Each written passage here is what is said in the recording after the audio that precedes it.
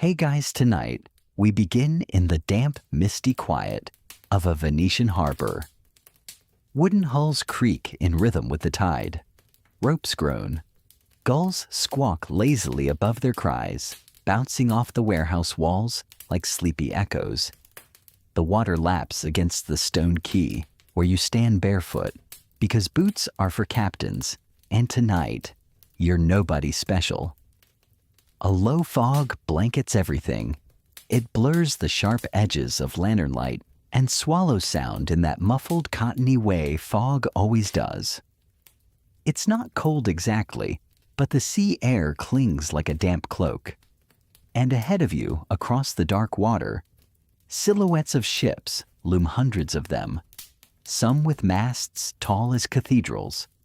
Others squat and flat, their decks bristling with cannon's oars tucked along their sides like folded insect wings. It's 1571. You're in Venice, the eye of a nervous Christian world. And you're about to be swept into a conflict as vast as the sea itself. But don't worry. You're just an observer tonight. You probably won't survive this if you were actually there, but hey, you get to watch it unfold with a cozy blanket and maybe a chamomile tea. Not bad, right? So before you get comfortable, take a moment to like the video and subscribe, but only if you genuinely enjoy what I do here. And let me know in the comments where you're tuning in from and what time it is for you. I always love reading that. Now dim the lights, maybe turn on a fan for that soft background hum. And let's ease into tonight's journey together. You step cautiously onto the wooden docks. They sway slightly under your weight. Far ahead, crews are loading barrels. Powder wine salted fish cannonballs stacked like iron fruit. Voices mutter in Italian, Spanish, Greek, and a dozen dialects you can't name. This isn't one navy. It's a nervous patchwork quilt of Christian powers stitched hastily together after years of squabbling. You'll hear more about that soon, but right now you smell pitch and resin. The scent of tarred rope and oiled wood. Someone is baking flatbread nearby. Yes, even war needs snacks. A deckhand stumbles past, shirt half open, clutching a flask of something that smells flammable. He nods to you bleary-eyed before disappearing into the gray. Venice has always been a city of both commerce and caution. It deals in silk spices, secrets. But now it deals in fear. The Ottoman Empire has become a shadow stretching over Europe's doorstep, and no amount of diplomatic sweet talk seems to keep it at bay. You glance toward the arsenal, the great Venetian shipyard. It hums like a hive. Workers hammer and saw a rhythm you can almost hum to. This industrial powerhouse once stunned visitor ships built in a day, they said. Today it churns out war like never before. Because something's coming. Something big. The word Lepanto is starting to be whispered, though no one really knows where the final clash will happen yet. Just that it's coming. Soon, a gondola drifts past because Venice refuses to let go of its aesthetic, even on the eve of potential annihilation. Two nobles argue softly aboard. One wears a fur-trimmed hat that's clearly more style than strategy. The other gestures toward a map ink still drying. You don't understand the words, but the tone is unmistakable urgency, tinged with dread. Historians still argue whether Venice truly believed in the Holy League or just feared losing Cyprus. Either way, it's all hands on deck now.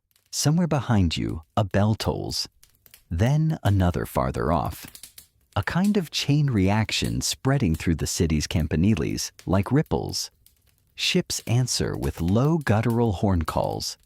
They're gathering. Orders passed by torchlight. Men grown stretch curse in languages that could start a fight in any tavern. But here they're allies. Technically, a young cabin boy passes you arms full of garlic bulbs. For luck, he mutters before disappearing into the belly of a galley. You decide not to ask. You notice a detail now, a string of icons nailed to the mast of a nearby flagship. Saints, relics, even a tiny Madonna carved into bone. Someone has painted a crude cross on the cannon barrel. Sleepy superstition or battlefield insurance policy, hard to say. Probably both. It's easy to forget this isn't just strategy. For many, this is Judgment Day. Pope Pius XIII has made it clear this battle is not just military. It's cosmic. Light versus dark. Cross versus crescent. Even if behind closed doors the alliances are more about turf and trade than theology, still there's something sacred in the air. Not solemn, just heightened. You feel it in your teeth. A squad of Spanish soldiers jogs past boots thudding against wet planks. Their uniforms are mismatched armor, clinking gently like coins in a jar. One of them hums a tune under his breath. It sounds like a lullaby, or maybe a death song. The two can be oddly similar.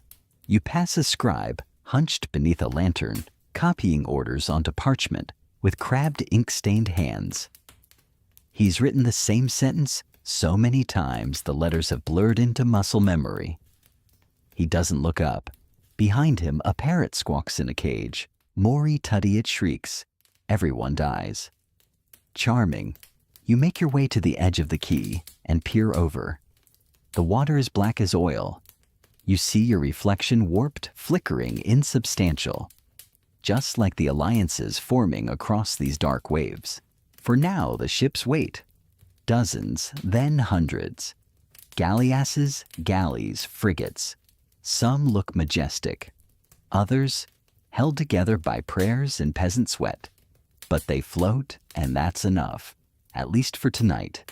A gust of wind parts the fog for a moment, and you see the horizon. Barely. A faint glow. Maybe sunrise. Maybe the fires of another fleet out there waiting. You close your eyes. Somewhere far off, a nightingale sings. A few days pass, but time in this world is slippery. 1 hour it's dawn over Naples, the next, it's twilight in Messina.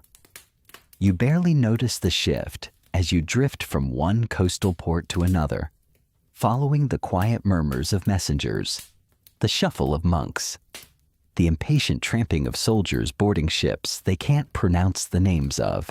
You've arrived in the awkward muttering heart of a Christian alliance, what history will call the Holy League. Sounds impressive, doesn't it? Like something forged in divine fire or with at least one epic handshake. But as you stand on the weather-beaten docks of southern Italy, the vibe feels more like a group project, gone slightly off the rails. On paper, this alliance is formidable. Spain, Venice, the Papal States, Genoa, a smattering of smaller naval powers who've been promised varying degrees of glory, cash, and/or indulgences. In reality, they don't trust each other much, at all. Venice resents papal meddling. Spain wants control. Genoa just wants to be paid on time. You find yourself trailing behind a papal diplomat today. He moves like he hasn't slept in a week, which may be accurate. His robes are dusty. The ink on his fingers permanently etched from signing declarations none of these commanders plan to follow. As he passes, a group of Spanish captains arguing over who gets to command which galley. He mutters something under his breath that sounds a lot like St. Peter take the wheel. The only thing uniting these powers is the thing they fear, the Ottoman Navy. And fear, as always, makes strange bedfellows.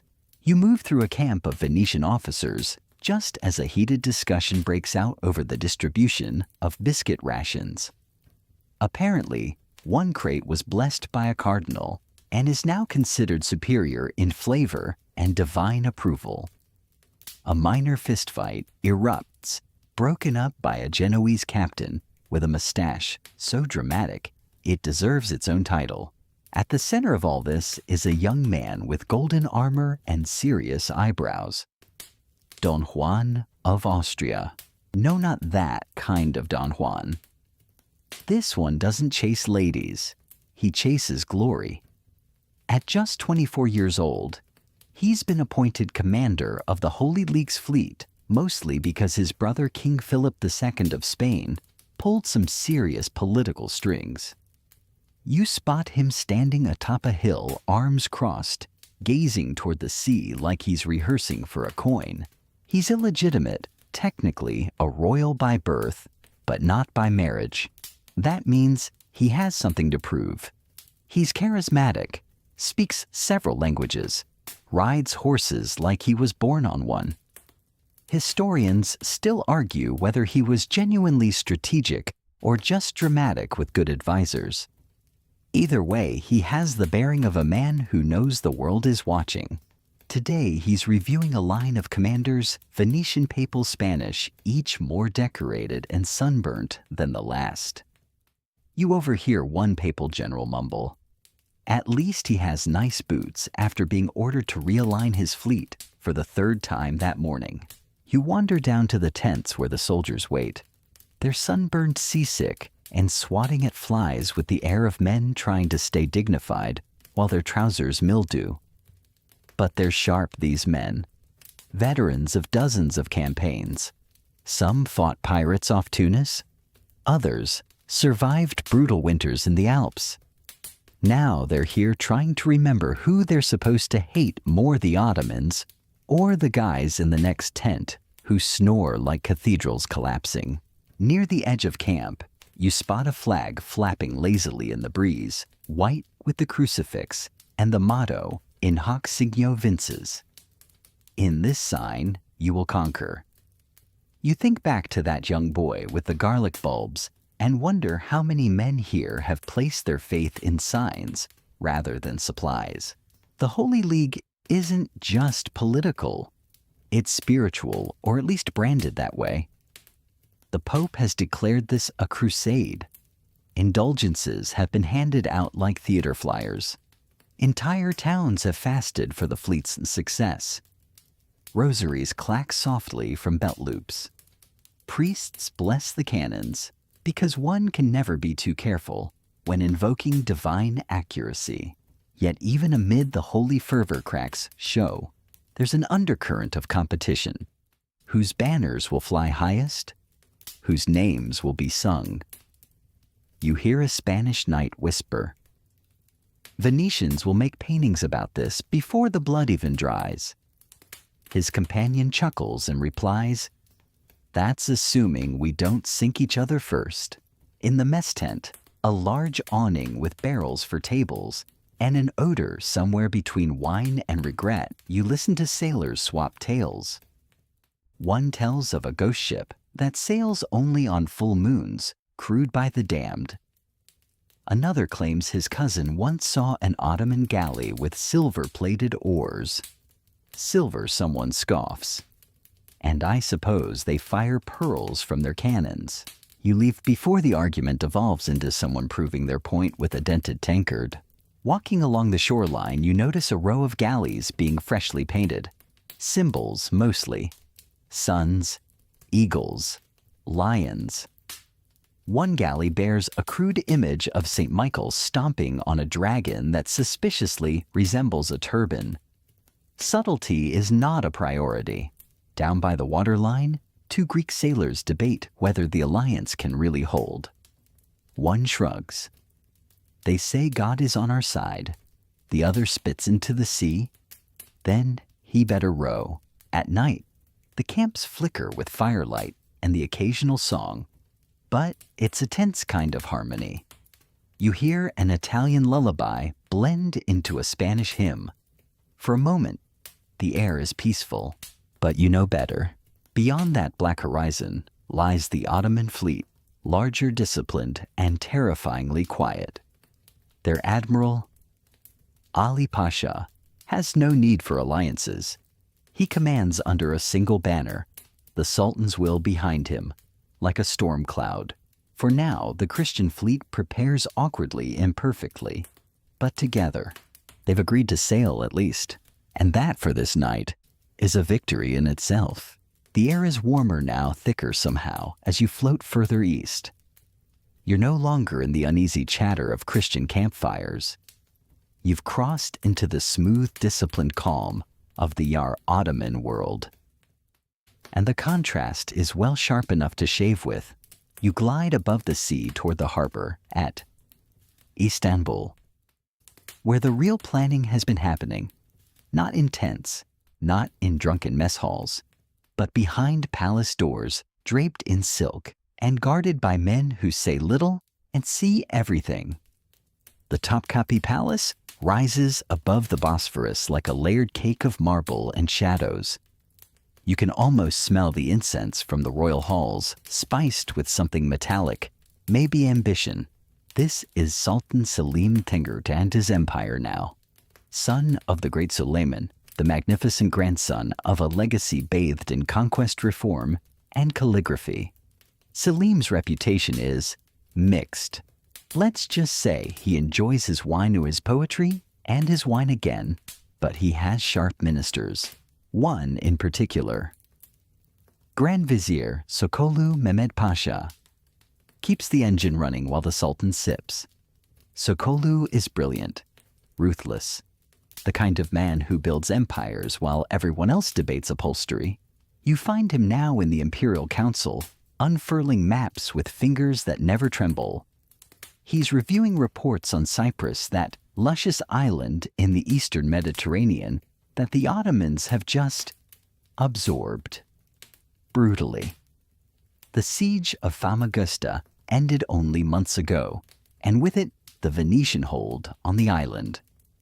The city's commander, Marco Antonio Bragadin, was, let's say, note A, sent off with a fruit basket.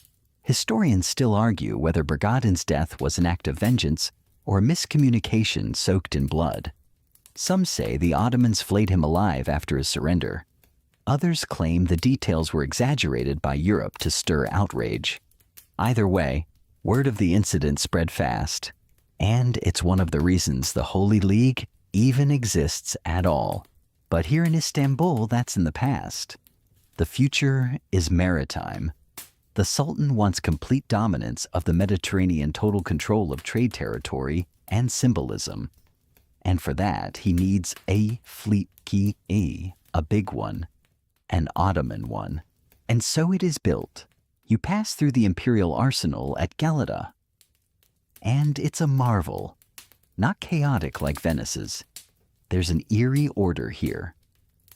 Rows upon rows of galleys, elegant, sharp like knives. Slaves labor under the eye of taskmasters.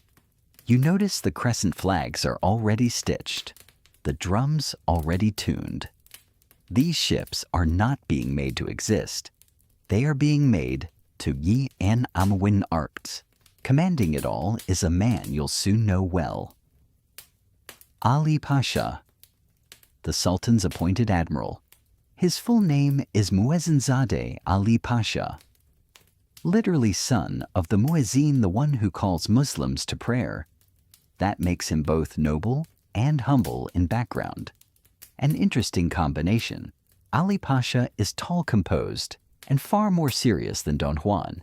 You see him inspecting ships, running his fingers along their oar lines, murmuring to captains, occasionally praying between inspections. He's no amateur.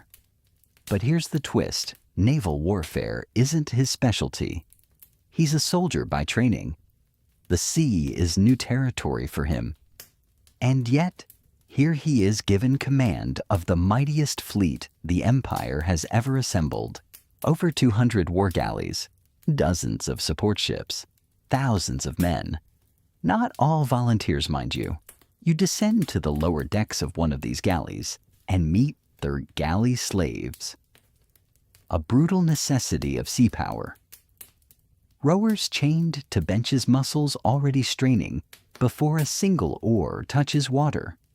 Some are criminals, some are prisoners of war. A few are even Christians from previous battles, rowing under the crescent now. All of them utterly expendable. There's a cruel elegance in how well this machine works. Orders are followed. Supplies appear on time. Weapons are polished. The fleet gathers without drama because drama here ends in dungeons, not debates. You hear a conversation between two Janissaries' elite Ottoman troops, converted from Christian boys long ago. They joke quietly about how the Christians squabble over everything. Who gets to bless what? Who gets to lead? Who gets the soft boots? One laughs and says, "We'll beat them while they argue over punctuation." You float upward into the rhythm of prayers echoing over the fleet. The call to prayer spirals out from ship to ship. Men face east, remove their sandals, and recite quietly. It's serene, almost tranquil, and yet underneath it all, there's an unmistakable hunger. The Ottomans are not merely defending territory. They believe they are fulfilling a divine expansion. The sea is not just blue. It's green and gold in their imagination, ripe for the taking. Constantinople once fell to them. Now perhaps the Mediterranean will too. Ali Pasha receives word the Christian fleet is moving. He listens. He nods once. No anger, no theatrics. Just a long silent glance at the horizon. Then the orders begin. Scouts are dispatched. Sails raised. Provisions tallied. Every galley commander given a coded order scroll sealed in wax. The wind picks up, and you feel it in your teeth again change. Or perhaps inevitability. By the time the Ottomans set out, the decks are humming with energy. The Sultan has entrusted them with more than ships. This is the message. Islam will not yield the sea, not to Spain, not to Venice, not to any cross-waving coalition that doesn't know who's in charge of the port wine. And you still invisible, still drifting above the rigging. Feel the tempo rising. 2 fleets, 2 worlds, 2 men each thinking, God is with us. But the sea is with no one. You're back with the Christians now, but not in the ports and camps of argument. No, you're finally at sea. The Holy League has launched. The decks of the fleet creak beneath your steps as you pace the length of a Spanish flagship. Salt air tangles your hair. The sky above is wide and uncaring, and the Adriatic stretches out like glass scraped with oars. Ships slice through the water in tight formations, like migrating birds who can't decide who should lead. At the center of it all stands Don Juan of Austria. Younger than most of the men taking orders from him, but somehow commanding attention without shouting. His armor gleams, but not ostentatiously. It's the polish of someone who knows people are watching. A sword hangs at his side, though he hasn't drawn it yet. He prefers strategy to theatrics. Though, let's be honest, he's not exactly allergic to a dramatic entrance when needed. You spot him studying a scroll flanked by advisors from every faction Venetian, Genoese, Papal.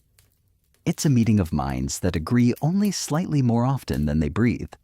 Still, for now, there is order. Barely. The Holy League's fleet is enormous, over 200 galleys.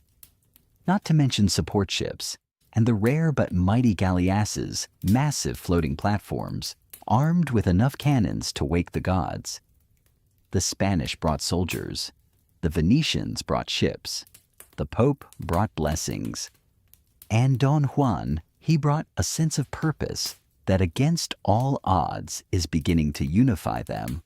Below deck, the story is less glorious. Galley slaves groan with each pull of the oars, backs hunched, wrists rubbed raw. Some chant to keep rhythm. Others weep quietly. You hear one murmuring a prayer half Latin, half Greek, as if unsure which saint has jurisdiction here. The smell is, let's say, robust. Above, the officers pretend not to notice. Between strategy meetings, Don Juan walks the decks, nodding to sailors, even speaking to the rowers, rare for a commander. He knows morale isn't just about speeches. It's about being seen. He offers a half smile to a boy carrying musket balls. gives a quiet nod to a priest tying a rosary to the rigging. Little things. They matter. And then there's the wild card. Andrea Doria. Not that. Andrea Doria, the famous one, died years ago, but his grandnephew, also named Andrea, because history loves a sequel. This Andrea is Genoese and deeply proud of it. His fleet is sharp, his mustache sharper, and his patience for following Don Juan's orders very, very dull. He's technically subordinate, but his ships often lag behind for strategic reasons that seem suspiciously like pouting. Historians still argue whether Doria's hesitations were tactical brilliance or passive-aggressive protest. You suspect a little of both. Nearby sails. Agostino Barbarigo, the Venetian commander of the left wing. He's experienced, deliberate, and drinks his wine like it's a negotiation. He's tasked with holding the flank, no small job, when you know the Ottoman fleet may try to wrap around it like a scarf on a cold day. The Pope's admiral, Marcantonio Colonna, commands the papal ships. You hear he prays before every command, nothing too flashy, just a murmured phrase and a hand over his heart. Faith and steel in equal parts. Together these men form a web of rivalries, alliances, and clenched jaws. But right now they're sailing as one. You walk to the prow of a Venetian galleass. It's a beast larger than most of the fleet and bristling with artillery. It lists slightly under the weight of its cannons. Crew members shout measurements, check wind direction, argue over whether St. Nicholas or St. Elmo protects gunners better. Someone sneezes. A sailor yells bad omen and hurls a lemon overboard to counter it. Another sailor immediately jumps in after the lemon. You decide not to ask. Below the sea murmurs. You feel it in the boards beneath your feet, a low rolling rhythm like the breathing of something old and watchful. Not hostile, just indifferent. And above the sky keeps changing. Sunlight to clouds, blue to gold, day into another day. Time on the water moves differently. It stretches like sailcloth, then snaps tight with urgency. There are drills, gun crews practicing reloads, archers oiling bowstrings, the thud of boots against the deck as men train for boarding combat cutlasses, raised shouts echoing, and still no sign of the Ottomans. That silence is louder than any cannon.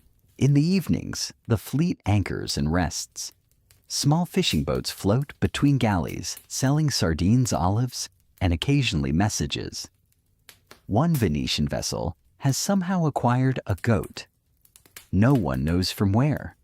Its bleats echo between the ships like a particularly indecisive bugle. You float past Don Juan's quarters one night and catch the scent of ink and wax. He's writing letters, some to his brother, the king, some to commanders, a few, perhaps to no one in particular. You imagine him reading them back later, wondering how to sign the last one. Your brother in Christ. You're very tired, Admiral P.S. Please send more lemons. The fleet drifts southward, closer to the Ionian Sea.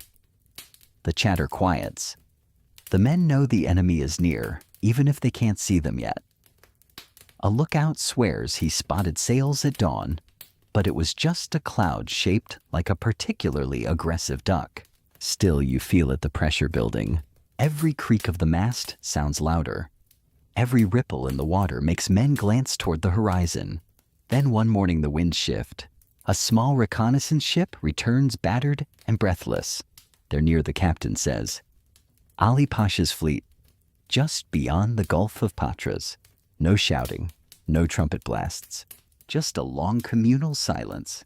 Then Don Juan stands, straightens his armor, and utters a sentence so calm it chills the air. Then we meet them there. The fleet changes course. No more drills, no more letters, no more lemons overboard. Just the quiet, steady beating of oars, pushing the Holy League toward a battle that will define the sea for centuries.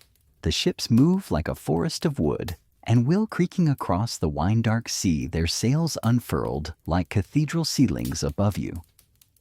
Oars dip rhythmically, churning the water with the groaning exhaustion of 1,000 unseen backs. There is no more hesitation.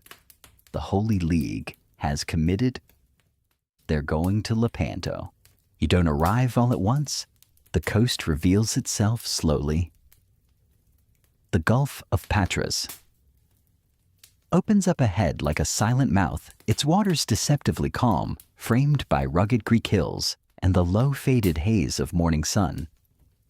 You hover high now, watching as the sea becomes a chessboard and ships slide into position like deliberate thoughts. This is where it will happen. But before the swords clash and the drums roll, you drift through the bones and sinew of the floating army. You trace your fingers along the hulls of the galleys, rough with pitch and age. You pass rows of ballistae, their ropes coiled like sleepy snakes. Sailors are tightening rigging, checking powder stores, whispering silent prayers, not to saints or God, but to family, to home. And then you slip, below deck, into the heat and darkness of the human engine. Galley slaves. You can barely breathe down here. The air is thick with sweat, old wounds, and moldy wood. Dozens of men, some chained at the ankle, some simply too exhausted to run, even if freed, sit slumped on narrow benches. They eat from dented tin bowls, sleep under the same benches they row, and relieve themselves in buckets they'll later be asked to empty overboard. The word luxury does not apply here. One man hums softly, rhythmically. The others stare straight ahead. You lock eyes with a Greek prisoner whose arms are more scarred than skin. He doesn't blink. He knows this isn't just a battle, it might be an escape or an ending. Either way, he rows. Historians still argue whether galley slavery was worse under the Christians or the Ottomans. The truth is, it was brutal on both sides. In theory, Christian galleys weren't supposed to use fellow Christians as slaves. In reality, when the war machine needs rowers, theology gets blurry fast. Venice was particularly flexible about this. Back above deck, the wind shifts slightly, carrying with it a quiet tension. You step across the command galley, where the captains gather like a nervous parliament. Don Juan stands at the center once again, reading a letter, this one from Pope Pius Fischerberg for Dorite. It's not long, just a final prayer and a blessing. You see his lips move, mouthing words not quite aloud. He closes his eyes for a moment, then hands the letter to a nearby officer without ceremony. To his left is Agostino Barbarigo, checking maps and shifting stones across them like he's playing a very deadly board game. On his right, Kalana adjusts the gold trim of his surcoat, trying not to look nervous. In the background, Andrea Doria leans against a cannon, polishing a ring, and clearly wondering how much longer this war can go without an intermission. And then someone says it. They outnumber us. He doesn't say it loudly. He doesn't have to. Everyone knows. The Ottoman fleet is enormous. Over 250 ships. Wow. More oars, more men, more supplies. And unlike the Holy League, their command structure is unified. One admiral, one will, one voice. Ali Pasha. You drift forward through the Holy League's formations. The center, is where Don Juan will be aboard his flagship, Riel. To the right, Doria's Genoese fleet. On the left, Barbarigo with the Venetians. In front of them, like floating fortresses, the galleasses, massive gunships intended to break the enemy's line before the first boarding hook flies. The priests move between ships, now offering last rites, or just a reassuring squeeze on the shoulder. On one galley, a chaplain dips his fingers into a bowl of holy water and sprinkles it across the cannons. You hear someone murmur, "That'll keep the powder dry." Jokes are thinner today. Men sharpen blades on whetstones, the metallic hiss slicing the silence like paper. Arrows are laid out in neat rows, muskets cleaned and checked. One sailor wraps a lucky ribbon around the hilt of his sword. Another sews a piece of his wife's dress into his boot. If he dies, he says he wants her to be the last thing he walks with. You hear the creak of wood. Not from the ships, but from nerves. A Spanish officer drops a cup of wine. No one laughs. Suddenly a shout. A lookout points east. Sails. And there they are, dark triangles on the edge of the sea, multiplying as they rise into view. Ottoman galleys, hundreds of them moving with eerie precision. Their formation is nearly identical to the Holy League's center left-right. At the heart of the Ottoman line, Ali Pasha's flagship, Sultana. The two forces draw closer. There's still time to turn away. Still time to send a messenger and parley. Still time to pretend the sea is big enough for both empires. But no one turns. You hear the first roll of drums, not war drums. Rowing drums. Steady, deep, hypnotic. The oars begin to churn. The water boils around them. Ali Pasha steps onto his deck and raises a small telescope. Through the lens, he sees the Christian fleet far more disciplined than expected. The galleasses at the front weren't in the last intelligence report. He frowns. He's seen battles, but this one feels like something else. The last preparations unfold in silence. Cannons are readied, arrows are nocked. Sailors remove armor plating that might pull them under if they fall into the sea. One man takes off a necklace and kisses it. Another tucks a letter into his shirt, unsent, unaddressed, unfinished. A breeze picks up. It comes from the west. A good omen for the Christians. Don Juan raises his arm. No words, just a gesture. And then, the drums begin to beat faster. The Holy League surges forward. You rise above the sea, now watching both fleets converge, like jaws about to snap shut on history. Beneath you, thousands of hearts pound. The last peacetime breath is exhaled. Because tomorrow is Gen Lepanto.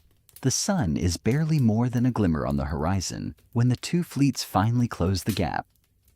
You hover high above the Gulf of Patras, now your view widening until the Battle of Lepanto stretches before you, like a living painting over on 400 ships, tightly packed into formations as precise as they are doomed to unravel. The morning light creeps over sails. The wind is calm, almost apologetic. The sea has gone strangely quiet, like it's holding its breath. You feel the world tilt slightly. This isn't just a naval clash. This is history. Crystallizing. Then the first shot is fired. It doesn't echo like you expect. It rips through the stillness, a deep shuddering blast from one of the Venetian galleasses. These ships are positioned at the front of the Christian line, like monstrous hedgehogs, each bristling with cannon. And now they belch smoke and fire in long measured roars. One Ottoman galley is struck amidships. Splinters fly, men scream, and just like that, everything breaks loose. The Holy League surges forward with deliberate fury. Oars churn, musket balls crackle, and the water boils with movement. Ships ram splinter and lock. Grappling hooks bite into rails. Planks are thrown across ships like bridges in hell. Men run, stumble, leap cutlasses, swinging muskets, misfiring the occasional pike, catching sunlight before catching something softer. You're now aboard the real Don Juan's flagship, and it's a storm of noise. He stands calmly at the helm, shouting orders that are lost almost immediately in the chaos. Smoke curls from the cannons. The air is thick with gunpowder sweat, and something else, fear maybe, or iron. probably both. His enemy is directly ahead. Ali Pasha's Sultana is not hiding in the rear. It's charging straight for the Christian center. He's not sending messengers or sacrificing ships to soften the blow. No, the Ottoman admiral is coming for Don Juan. Personally, historians still debate whether this was a bold stroke of leadership or a reckless error born from pride. Either way, it's happening. The two flagships close the distance. Around them, the sea is madness. Ships collide like drunken dancers. Oars snap. Fire breaks out on one Venetian galleymen hurl buckets of seawater and cross themselves at the same time. A Spanish marine slips on blood and is pulled upright by a priest holding a halberd. Two Genoese ships mistakenly fire on each other, only to apologize later with exaggerated shrugs, and one shouted, "You owe me wine." The left flank Barbarigo's Venetians is under immense pressure. Ottoman reinforcements press hard trying to wrap around. Barbarigo himself is at the prow visor, down sword drawn. He shouts to rally his men and is met with a musket ball to the eye. He falls. His officers cover the wound and keep it quiet. His men can't know he's dying. They fight harder, fueled by desperation and the thick smoke that hides both enemy and friend. Meanwhile, on the right flank, Andrea Doria. His Genoese ships hang back, drifting suspiciously away from their assigned position. Ottoman ships exploit the gap, curling into the Christian formation like water through a cracked vase. Don Juan, high on adrenaline and short on patience, dispatches urgent signals, trying to plug the breach with whatever ships are nearby. Back aboard reel, the moment has arrived. Ali Pasha's Sultana rams the Christian flagship with a shuddering crash, the hulls grinding like tectonic plates. Grappling hooks fly. Ottoman troops swarm across planks and ropes. The air is filled with a cacophony of shouted orders, the scream of steel on steel, and the occasional cannon going off at alarmingly close range. You watch as Don Juan's sword-drawn charges into the melee. His guards try to keep him back. He ignores them. His blade flashes, parrying, slicing, guiding more than striking. He's not hacking like a berserker. He's directing. Like a conductor, orchestrating carnage. Across the gap, Ali Pasha is visible on his deck, tall, armored, striking. He too is leading from the front, pointing with his curved sword, calling reinforcements. His turban is adorned with a giant jewel that catches the sunlight like a lighthouse. And then, a musket shot. Ali Pasha stumbles. He doesn't fall at first, just staggers back, hand to his side. Blood seeps through his robe. Then a second shot, this one closer. He goes down. The Sultana falters. The news spreads across the Ottoman line like spilled ink. Their admiral is down. Command fractures. Some ships fight harder out of rage. Others hesitate. A few turn and try to disengage oars, thrashing the sea into froth. On the reel, Don Juan orders a counterboarding a emperor. His men leap onto the Sultana, swords raised. They fight through the defenders room by room, deck by deck. Eventually, they reach the Ottoman admiral's cabin. Ali Pasha is found bleeding but alive barely. A Spanish soldier tries to carry him. Another cuts him down instead. His head is raised on a pike. Even Don Juan looks away. You hover now over the entire battlefield. It's still raging, but the tide has turned. On the left, the Venetians, though bloodied, are holding. The Ottoman flank begins to collapse. On the right, even with Doria's delays, the Genoese are finally engaging. They press in, trapping fleeing ships between their hulls and the open sea. The center etiwium and vertiwilector. Once a cauldron is now a victory. The Ottoman flagship is captured. The banner of Islam is pulled down. A cross is raised in its place, Held aloft by a sailor with trembling hands, one by one the Ottoman ships falter. Some are boarded, others burn. A few vanish into the haze, rowing frantically away. The sea is now thick with floating debris planks, sails, oars, and bodies. It smells of smoke, blood, and salt. The sky above is pale like a witness too shaken to weep. And you floating quietly over the aftermath? Feel the enormity settle in. This isn't just a victory, it's a turning point. Smoke hangs low over the Gulf, curling like dark lace across the water's surface. The battle is technically over, but the noise hasn't stopped. Cannons still crack in the distance, some in victory, some in panic. Some likely because someone leaned on the wrong lever. You drift now through the aftermath, not the triumph, but the tangle of wreckage and humanity that follows a clash of empires. Your feet press gently onto the scorched deck of the Sultana, the once proud Ottoman flagship. It lists slightly groaning like an old man getting out of bed. The sails are tattered, the masts broken. Blood pools in corners where rain should be. Ali Pasha's body has been removed, but the memory of his presence lingers like a note that won't quite stop echoing. Around you, Christian Marines rummage through the ship, collecting flags, checking for survivors, lifting wounded men from twisted piles of armor and splinters. One soldier holds up a jewel-encrusted sword and whistles low. Another finds a ring and pockets it with the casual expertise of a man who's done this before. And you can't help but wonder, how many of these victors would have run the other way if the wind had shifted? How thin was the line between victory and just one more massacre at sea? Nearby, Don Juan is still on the reel. He hasn't slept. His voice is hoarse. His armor is streaked with soot and dried blood, not all of it his own. But he's alive. And more than that, he's A1. He paces the deck now, dictating messages to messengers who scramble to keep up. Tell them Ali Pasha is dead.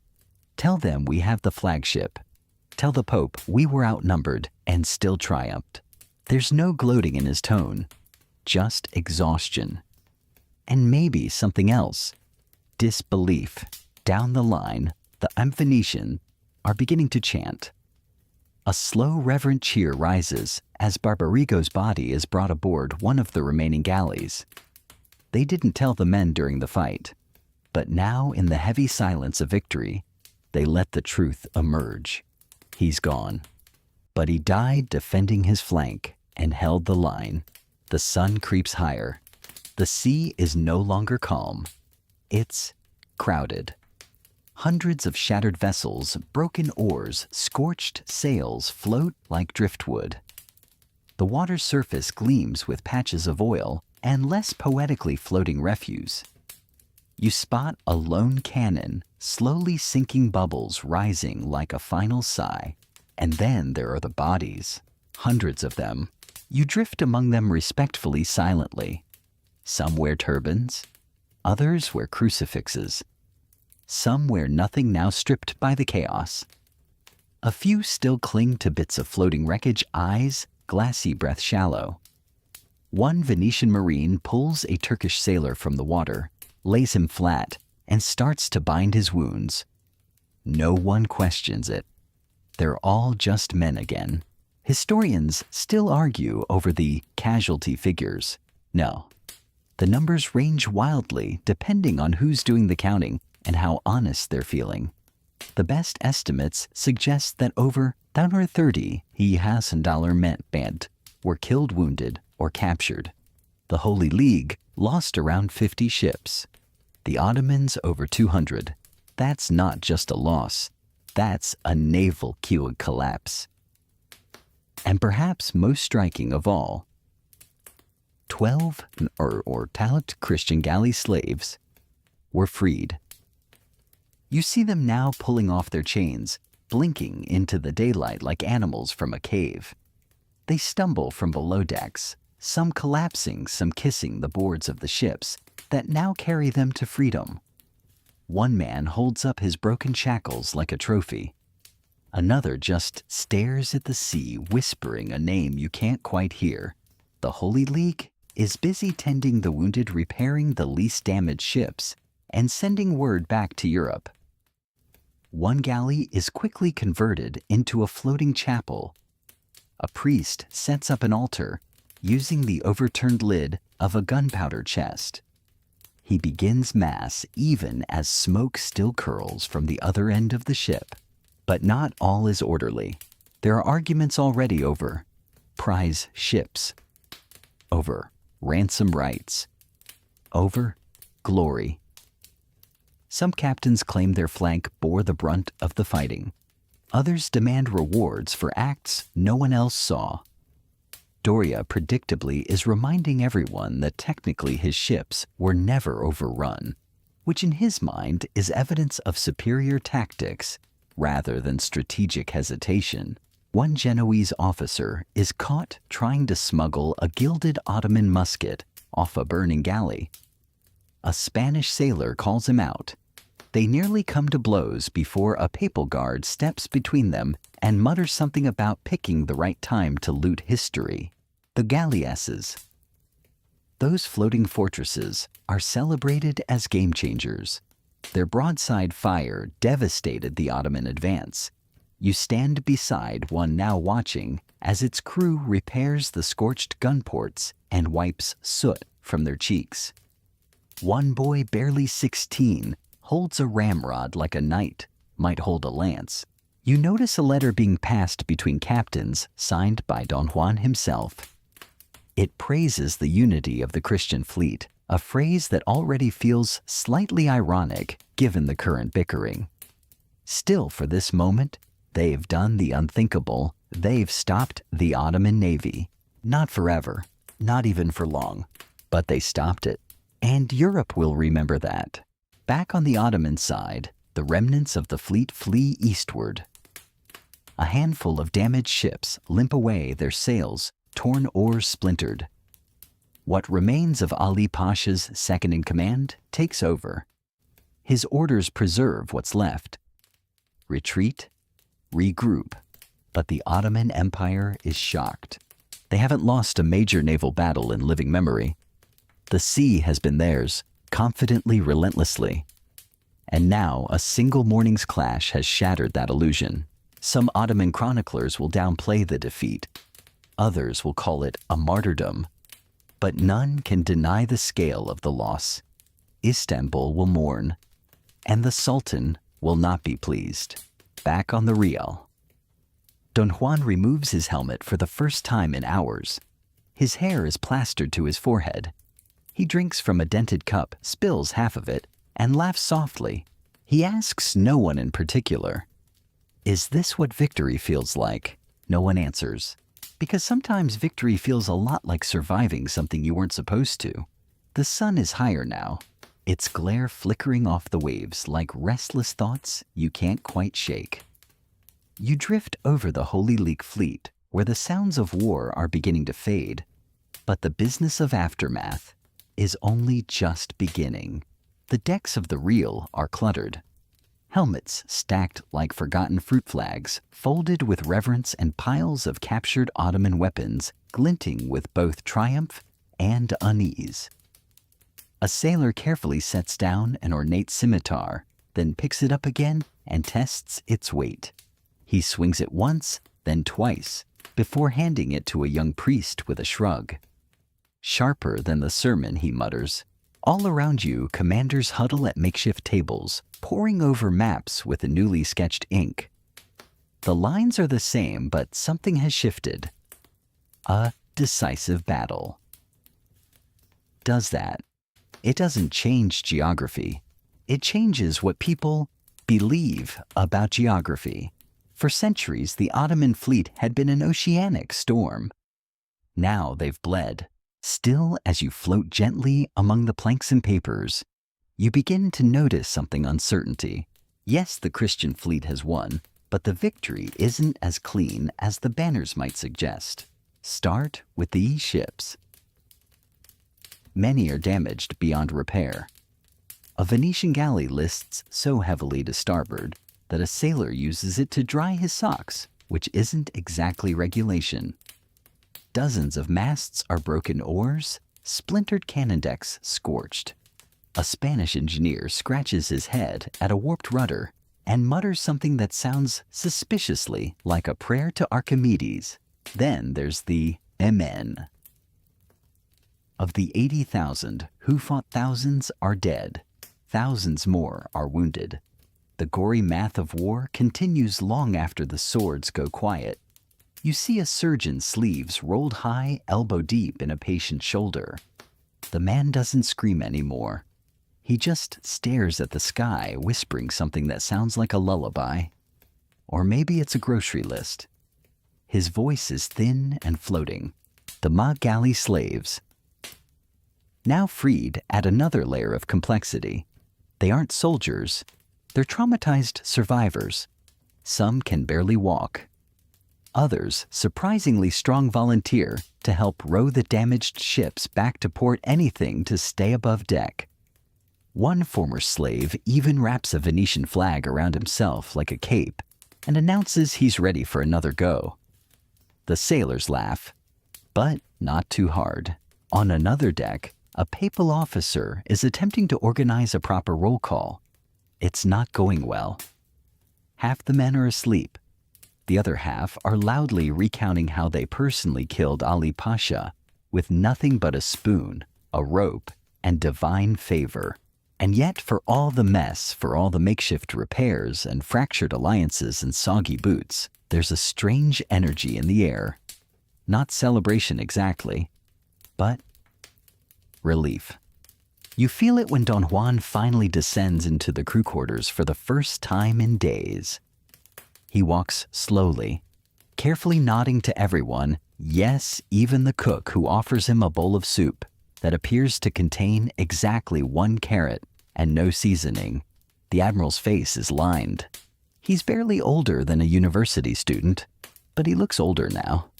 His beard is darker, maybe from smoke, maybe from thought. He says little. Just a soft, "We did what we had to." There's no applause, just a long collective exhale. Back on the Ottoman side, the reaction is less measured. You drift now eastward across the sea, past broken hulls and exhausted birds. Eventually, you arrive in Istanbul, where news travels faster than ships.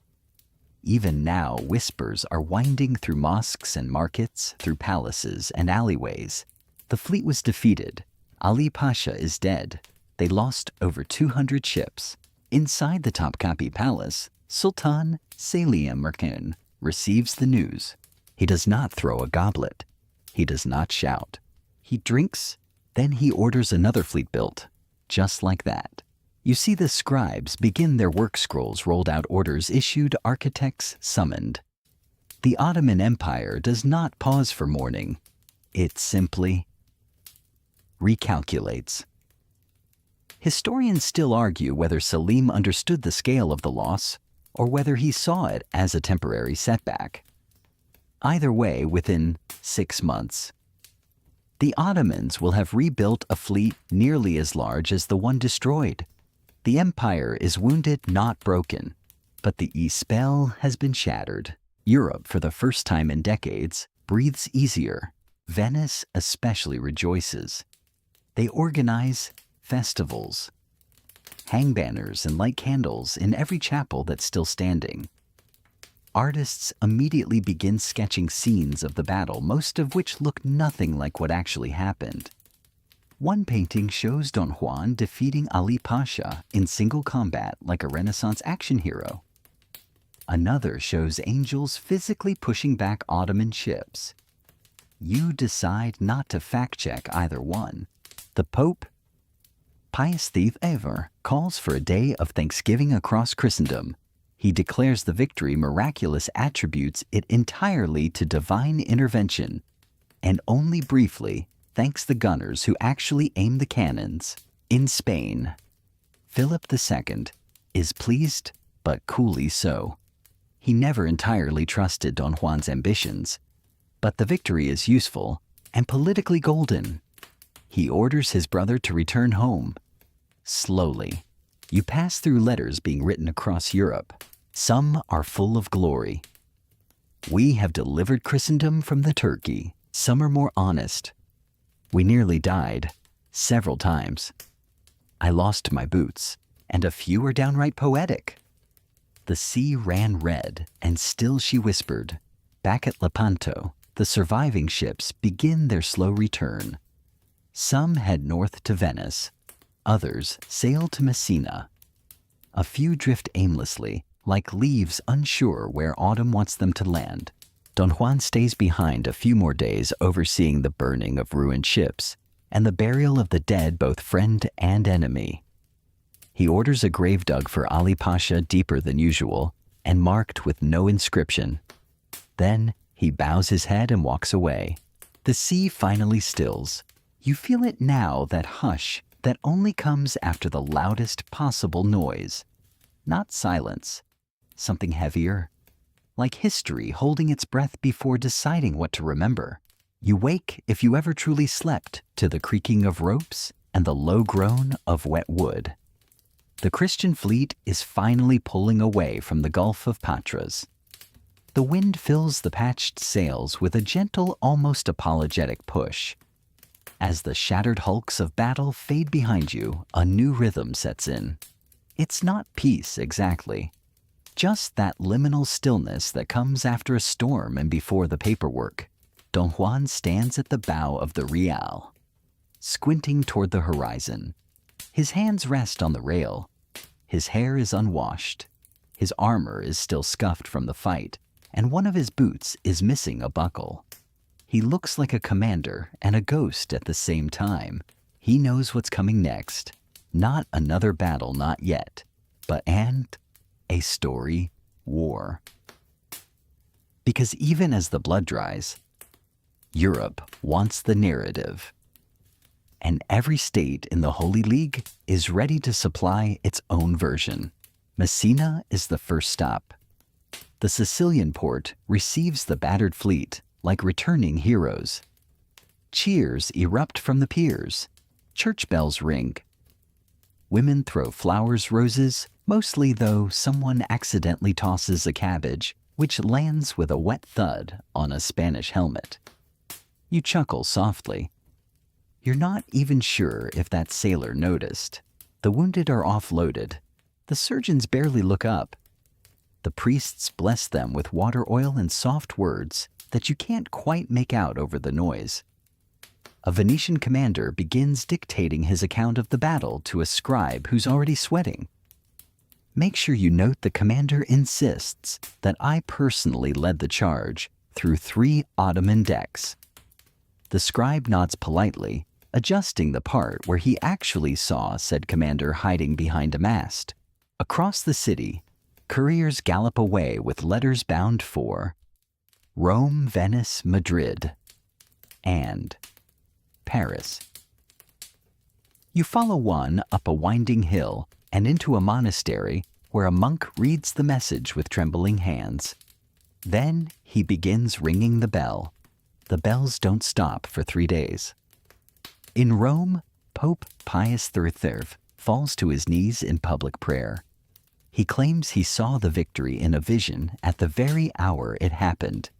He declares October 7 a holy day, credits the Virgin Mary for the victory, and orders new artwork for St. Peter's Basilica. Artists immediately begin sketching. Lepanto is immortalized not with maps and statistics, but with halos and clouds. Angels descend from the heavens, tipping the scales of war. St. Michael poses heroically above the sinking Ottoman ships. Don Juan's jawline sharpens with each canvas. Meanwhile, in Venice, the Doge receives the news with a mix of joy and caution. The Republic celebrates fireworks, banquet songs that rhyme Turk with Merc, but the politicians are already calculating. Yes, the battle was won, but the Ottomans still hold Cyprus, and the sea still very much contested. You step into the chambers of a Venetian ambassador. Drafting his report, he's careful with his adjectives. Victory is repeated often. Miracle slips in twice. But he also notes almost in passing, the Ottomans will return. And they will. Historians still argue about what exactly Lepanto achieved. Militarily, it was a decisive win. Over 200 Ottoman ships destroyed, 12,000 Christian slaves freed. The myth of Ottoman naval invincibility shattered. But strategically, the Ottomans rebuild their fleet in 6 months. No, they don't collapse, they adapt.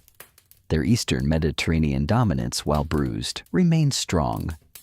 They shift to controlling key ports, focus on trade routes, and quietly decide not to chase full maritime dominance anymore. You drift now to Istanbul. Selim too receives the news in silence. He sips wine. He nods once. Then he orders his admirals to prepare new ships. The loss isn't minimized. It's just absorbed. The Ottoman Empire is vast, resilient, and not built on one admiral alone. New commanders rise. Ports hum with activity. The empire has no need to mourn loudly.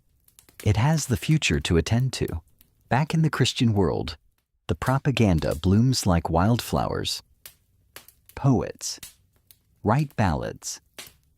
Priests deliver sermons. Printers churn out woodcuts that show Don Juan standing atop a mountain of Ottoman helmets, looking vaguely like a blonde Hercules. Accuracy takes a polite holiday, but you're interested in what the sailors remember. You sit beside a papal marine as he scrapes barnacles off his armor. He mutters, "The sea ran red sure, but it also ran weird." I saw a man slip on Bloodfall Land on a barrel, then stand up and bless himself. Another sailor tells a story about his captain, who supposedly shouted for God and country before tripping over a coil of rope and landing in a pile of oranges. There's grit in these memories, humor, sadness, the quiet things that don't make it into victory speeches. And then there's the story of the Ottoman banner, the one taken from Ali Pasha's flagship. It's enormous. Gold embroidery Quranic versus a work of art in its own right. Don Juan has it shipped to the Vatican. It's hung in a chapel with fanfare. The message is clear. We beat them, and we're keeping the receipts. But Don Juan himself, he grows quieter in the weeks that follow. He writes fewer letters, attends fewer banquets. He listens more.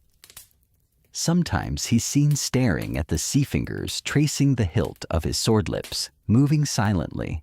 He's won, and yet you feel it in him. He knows the war isn't over. The Holy League, already an unraveling. Venice wants Cyprus back. Spain wants dominance. The Pope wants everyone to keep praying and paying. The unity that barely held before Lepanto starts to fray now that the battle is behind them. But for one brief salt-slick morning, they stood together, and the sea remembers. You're back at sea, not in battle this time, but in the wake of it. The fleet sails slower now, and the winds feel gentler, as if even nature is exhaling. The ships don't ride as high in the water as before. They carry the weight of memory of victory, of loss, and far too many splinters. It's a different kind of voyage now. The purpose isn't to fight, it's to be seen. You drift above a small flotilla, peeling off toward Venice. The mood on board is complicated. The sailors cheer when they pass fishing boats chanting Lepanto like it's a password for free drinks. But in private, many of them polish their weapons with a kind of absent reverence, as though unsure whether they'll need them again soon, or bury them. The Venetians have good reason to celebrate. They were among the hardest hit during the battle, and yet they held.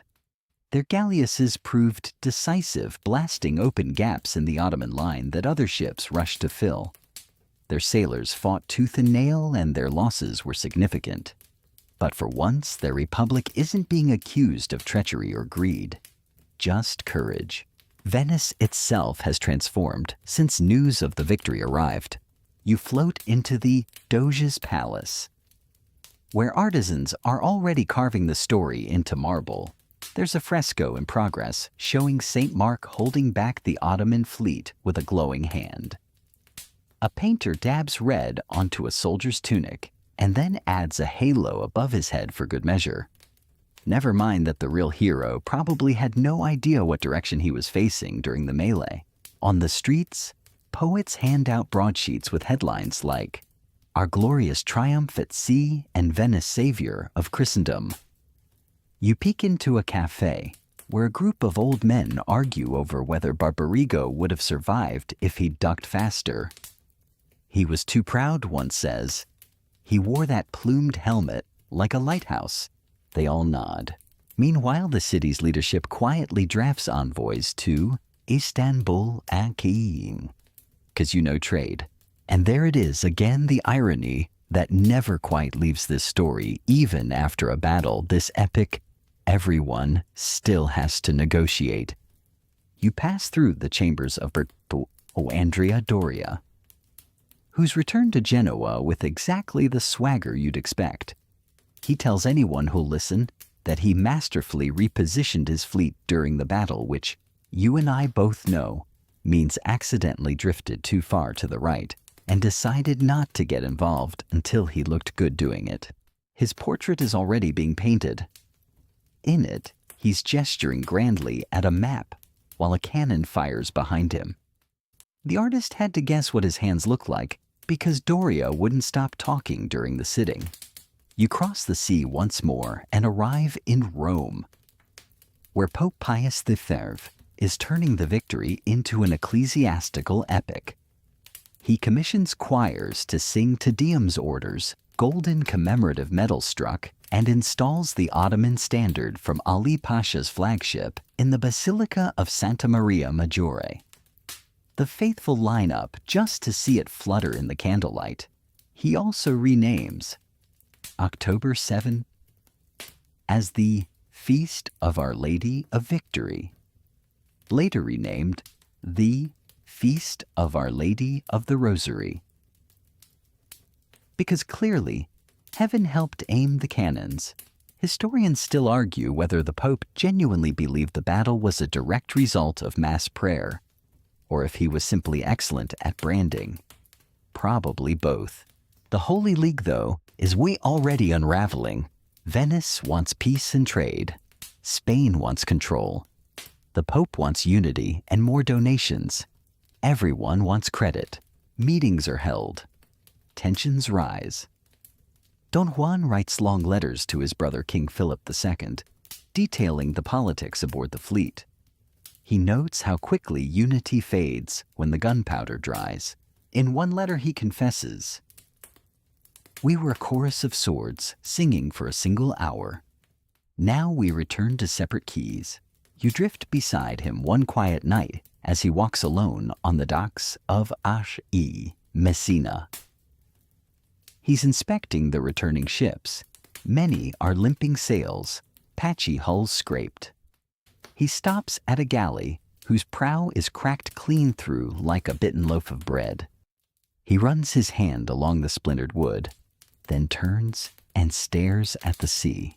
No victory parade, just tide and wind. You move with him into the chapel later that evening. He kneels in silence. No priests, no choir. Just a flickering candle and his reflection in the marble floor. He doesn't speak, but you get the feeling he's wondering whether the battle changed the world or just paused it. Because even now across the sea, the Ottomans are rebuilding.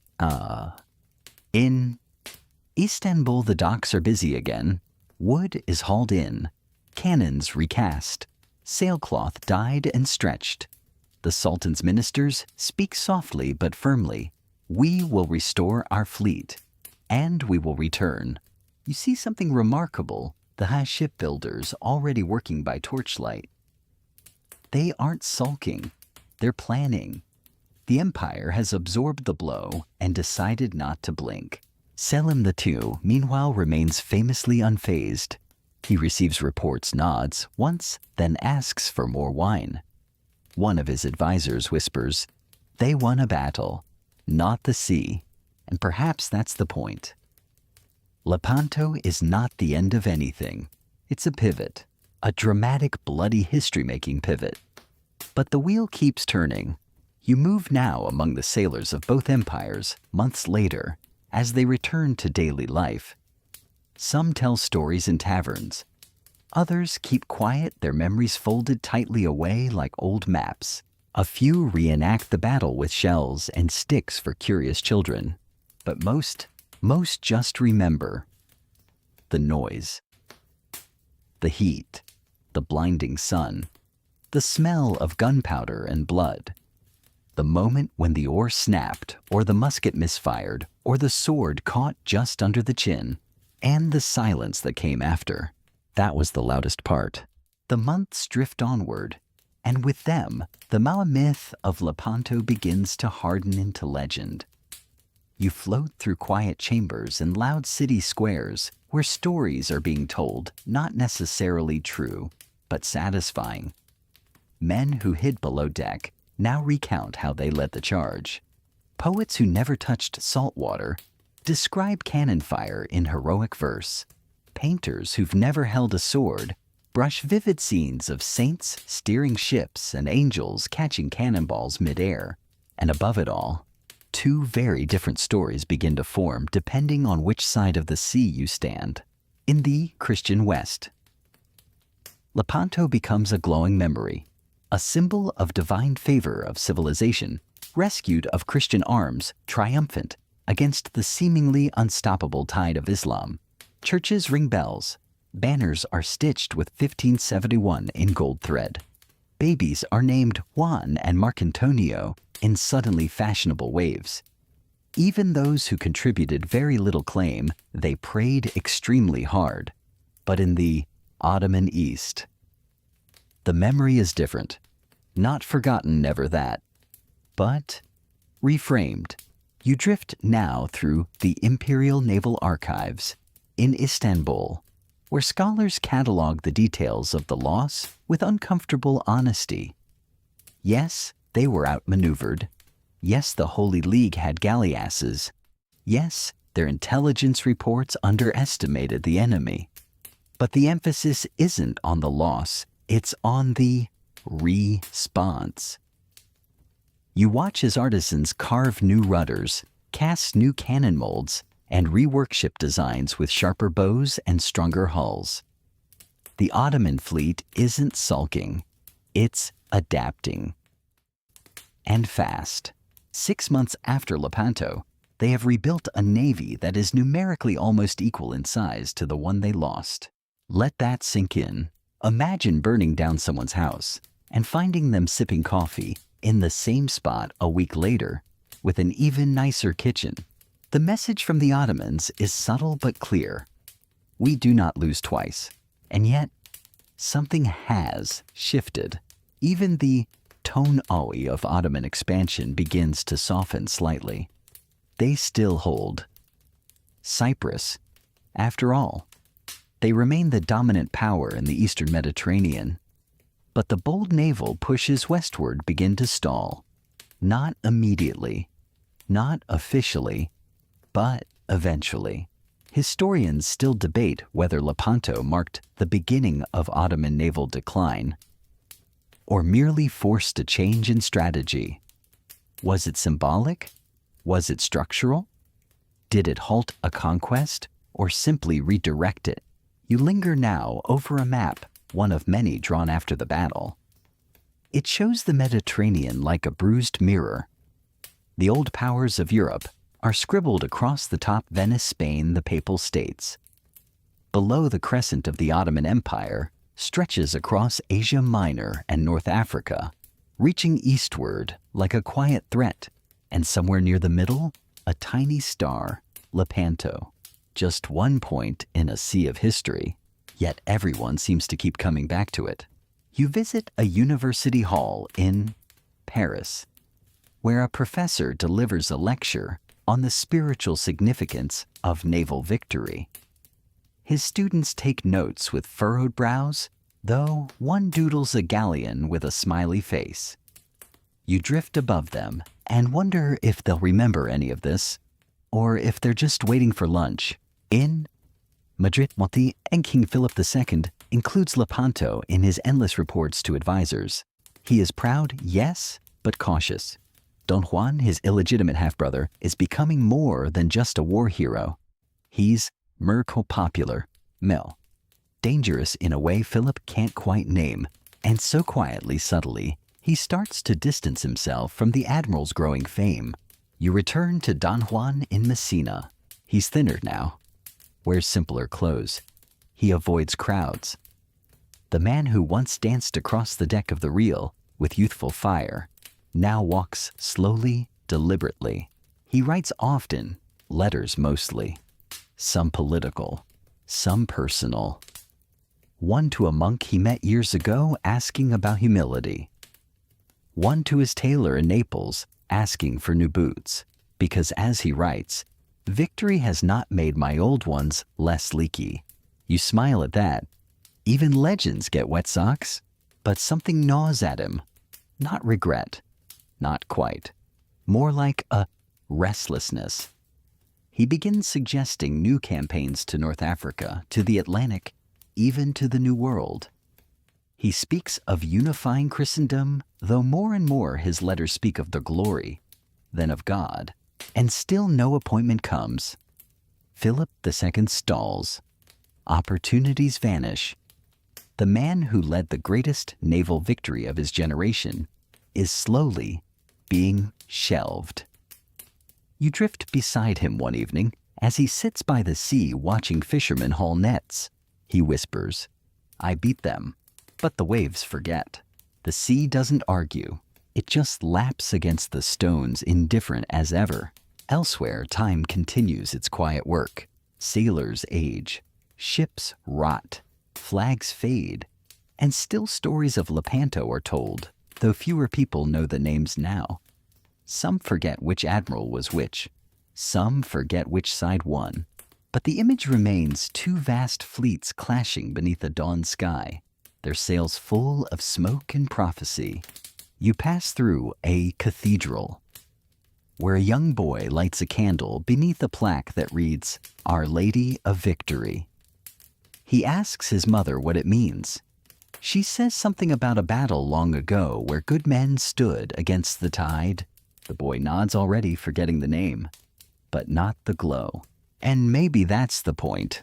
Lepanto isn't just history, it's a story. And stories, as you know, are built not on facts, but on feeling. On the breathless beat before the first cannon fires. On the hush that falls when the banners are raised. On the silence that follows the last shout. You drift higher now into the blue where wind and sea blur together. The ships grow small beneath you. The war cries fade. And all that remains is the memory of sails on the horizon growing closer, always closer. As time pushes forward, like an oar into water, the tale of Lepanto stretches phrase and folds itself neatly into the fabric of European history. You travel now, not over water, but through minds, through ink-stained pages, whispered tales, hushed prayers, and the dusty corners of memory where myth and fact live side by side. It's the late 16th century. Now, a few years after the battle, the men who fought at Lepanto are getting older. Some have gone home, others have vanished, swallowed by wars on different shores. You walk through quiet villages in Spain where retired Marines hobble on wounded legs and tell tales to children whose eyes grow wide and skeptical in equal measure. The stories are sharper now, cleaner, the fear trimmed away like fat from meat. One old soldier tells his grandson, I looked Ali Pasha in the eye. He did not. But the boy doesn't question him. Memory, after all, is a forgiving editor. You visit a printing house in Venice, where the presses thunder day and night. Dozens of books now mention the battle. Some frame it as the salvation of Europe, others as a reminder of the dangers still lurking beyond the sea.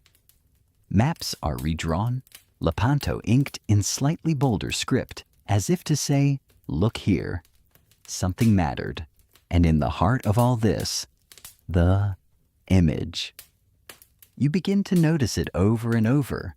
A painting, a mosaic, a carving on a church wall. Don Juan of Austria. Sword-raised, windswept cape, his ships billowing behind him in a sea of glory. Always glorious, never muddy, never bloodied, never exhausted. Even artists who were children when the battle happened now recreate it with divine choreography. The sea becomes a stage. The sails become wings. The Ottomans are often portrayed in defeat heads, bowed weapons, dropped rarely speaking, as if they'd agreed to lose politely. You float beside one such painter as he dabs gold leaf onto Don Juan's armor. He pauses, then leans in and whispers to himself. He must have looked like this. He didn't. But that doesn't matter, because the legend of Lepanto sheet is becoming something more powerful than a report or a map. It's becoming a mirror one that reflects whatever the viewer wants to see: triumph, faith, vengeance, unity, or just a moment when everything felt clear. And yet there's another narrative quietly unfolding, often left out of the art. You slip into the records of freed galley slaves, now scattered across Europe. Some have taken new names. Others joined monastic orders. A few returned to the sea rowing once more, but for pay this time and with no chains. In a coastal monastery in Sicily, one such man tends a vegetable garden. He lost 3 fingers at Lepanto, but still manages to harvest onions with surprising efficiency. He never speaks of the battle, but when a local boy brings him a toy boat made of driftwood, he gently turns it upside down and murmurs, "Don't forget what happens when you row too far." The boy laughs. He doesn't understand, but you do. Elsewhere in a Genoese salon, 2 nobles debate the value of the battle. One insists it saved Europe. The other, fanning himself lazily, suggests it was a useful victory for morale, but not a strategic sea change. They sip wine and argue about Ottoman trade routes, while their children chase each other with wooden swords nearby. In the Ottoman Empire, the rebuilding continues. It's been years since the loss, but you can still feel the faint bruise beneath the surface. New ships, new commanders, new charts, but fewer deep naval pushes into the Western Mediterranean. The empire hasn't shrunk, it's simply shifted. A cartographer in Istanbul redraws maritime routes with studied care, avoiding the western coastlines like an old sailor avoids reefs. He hums to himself. His assistant asks what really happened at Lepanto. The cartographer doesn't look up. He just says, "We lost, but we learned." Meanwhile, the idea of the Holy League begins to fade. Without a common battle to fight, the alliance unravels quickly. Spain grows more suspicious of Venetian intentions. Venice returns to its trade-first diplomacy. The papacy urges more campaigns, but its voice now rings with a hint of repetition. You walk the halls of the Vatican, where the battle banner of Lepanto still hangs. A group of tourists admires it. A priest recites the tale. A miracle, he says, when all of Christendom stood united. He doesn't mention that they were arguing before the sails were even lowered. But again, that's not the point. Because Lepanto becomes what every great historical moment becomes: a symbol. You see it invoked during sermons, quoted in political speeches, etched on coins. Eventually, it enters literature. In 1601. An English playwright named William Shakespeare pens a brief but curious reference in Twelfth Night, comparing a character's bravery to that of the man who slew the Sophie's champion at Lepanto.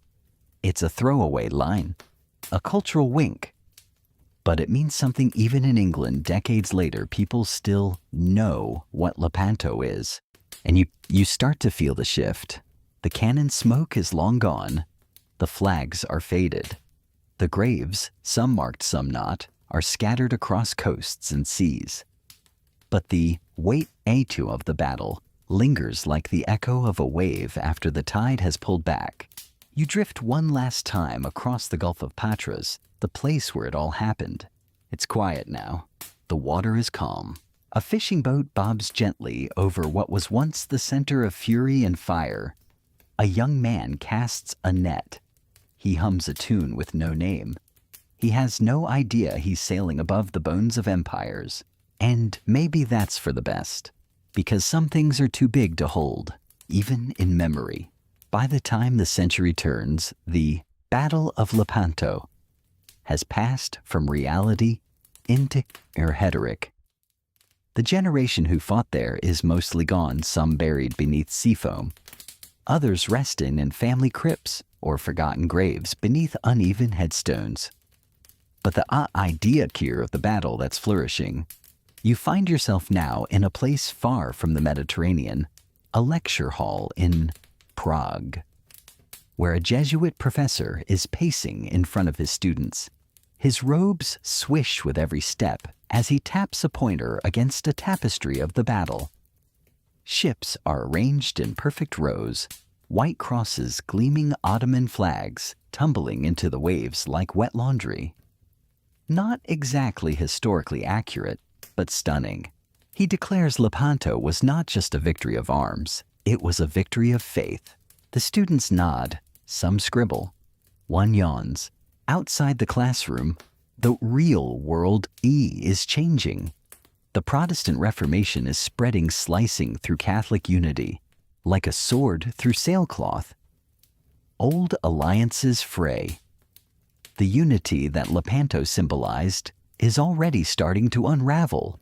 You drift westward into France, where Catholic and Protestant factions are eyeing each other across barricaded streets. One pamphlet hails Lepanto as proof of divine favor for Catholics. Another from a Protestant printer sneers they won a sea battle and lost half of Europe. And here lies the truth. Victory in one place doesn't guarantee peace anywhere else. Yet somehow Lepanto endures. Why? Because it's clean. It's one of the few moments in the tangled backstabbing mess of European history where the sides seem neatly drawn, cross versus crescent, unity versus invasion, good guys allegedly versus bad guys allegedly. No complex treaties, no morally ambiguous backroom deals, just sails, swords, and a sunrise. It becomes a Yehudi template. You now watch as paintings of Lepanto hang in dining halls, city councils, even bedrooms of noble houses. Children are told bedtime stories of Don Juan's gallantry. Priests invoke the victory in Sunday homilies, particularly when donations are low. In a dusty abbey outside Toledo, an elderly monk reads aloud from a thick chronicle. His voice trembles, but his eyes gleam. And thus, he says, did Christendom rise together as one to defeat the Turk. No one in the pews mentions that the unity lasted about as long as the moon's reflection on water. Still they nod, because the world craves stories where we're the heroes. You continue onward, slipping into the mind of Reunio Miguel de Cervantes, the soldier-turned-author who fought at Lepanto and called it the greatest occasion that past centuries have seen or that future centuries can hope to see. You find him much later in life, hunched over a desk quill dancing between fingers. He's missing the use of his left hand shattered during the battle, but he still writes, still dreams. he rarely mentions the pain. He prefers to recall the moment the fleets collided, the sound of drums over oars, the sharp taste of salt and gunpowder. In Don Quixote, he doesn't romanticize war, but you feel it between the lines, the memory of that one morning, when chaos made a strange kind of sense. And across the sea in Ottoman lands, the memory survives too. Not celebrated, but not buried, in coastal cities like Izmir or Rhodes. You overhear old sailors mutter about the day the Christians got lucky. They speak with a mix of pride and irritation, like men who know they were outnumbered only in hindsight. They still respect Ali Pasha, not for the loss, but for facing it with boldness. In Istanbul court, poets mostly avoid Lepanto in their epics, but occasionally a line slips through. The moon waned at Patras but rose again on better tides. You drift now into the archives of memory and notice a pattern. Those who lost the battle tend to move forward. Those who won it tend to relive it. The Ottomans are wounded though they were, adapt. They focus more on land campaigns, on trade networks, on consolidating what they already hold. The Europeans, meanwhile, revisit Lepanto again and again, especially when they're in trouble. During the wars of the 17th century, when Europe seems to be eating itself, Lepanto is evoked as a golden age of unity. During the Ottoman siege of Vienna in 1683, pamphlets declare, "Let us rise again as we did at Lepanto." When Napoleon marches, when revolutions crack old thrones, when new empires rise and old ones quake, the name still surfaces. Lepanto becomes less a battle and more of a prayer. A word that means, remember when we were strong. You now visit a quiet chapel in Lisbon, where a candle burns beneath a small painting of the battle. It's not grand, just a single galley cutting through waves, its sail emblazoned with a cross, heading toward a distant silhouette of enemy ships. The inscription reads, "He guides the helm who trusts the wind." A woman kneels in prayer beside it. She isn't thinking about geopolitics or naval tactics.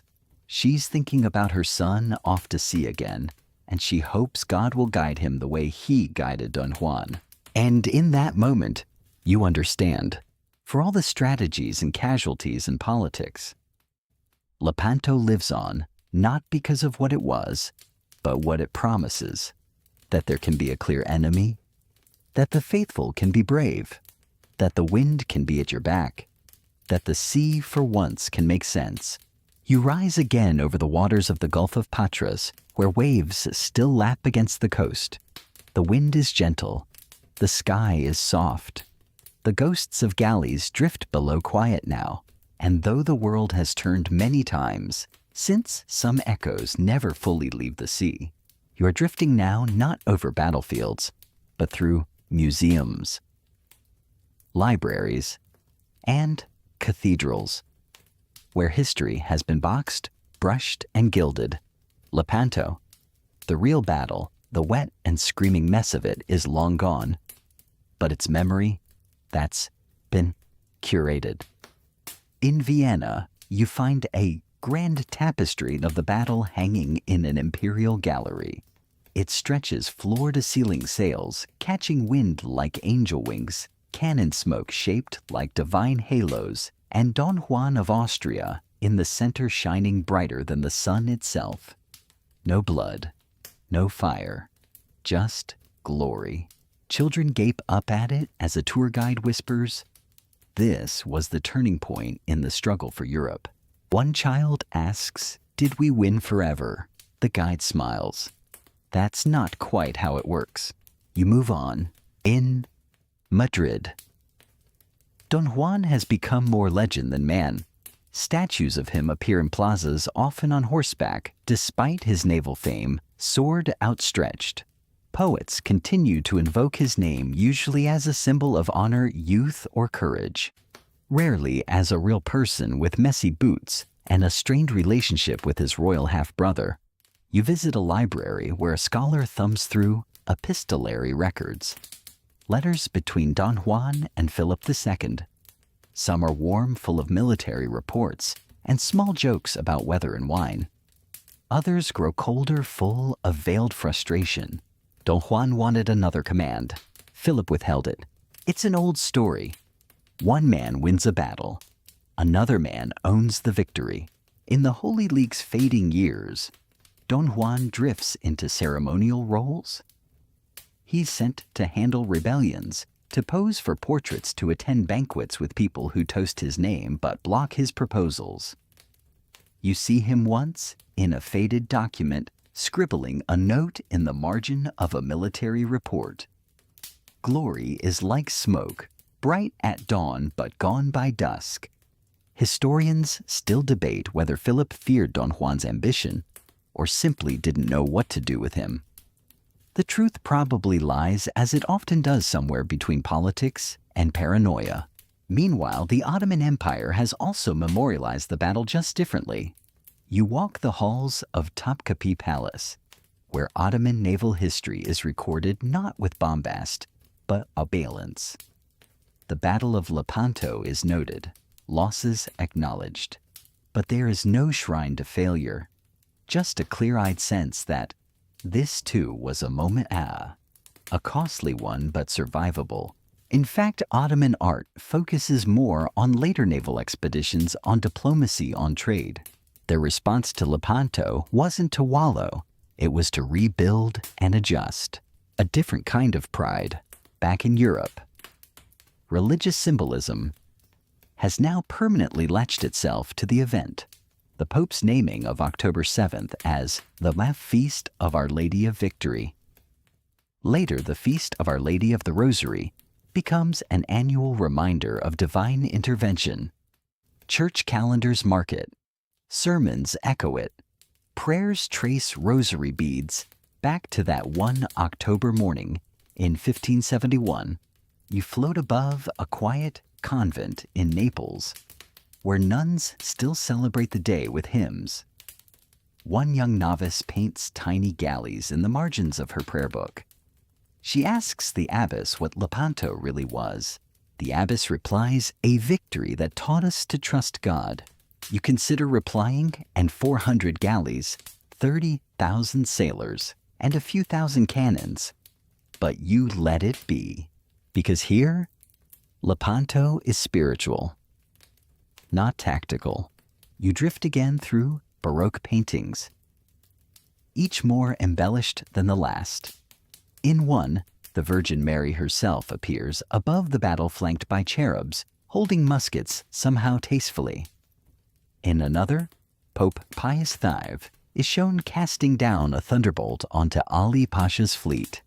Theologically questionable, visually stunning. Then you enter a quieter place, a personal diary from a sailor named Luca, found centuries later in a farmhouse attic near Padua. In it, he writes, "I do not know who started the fight.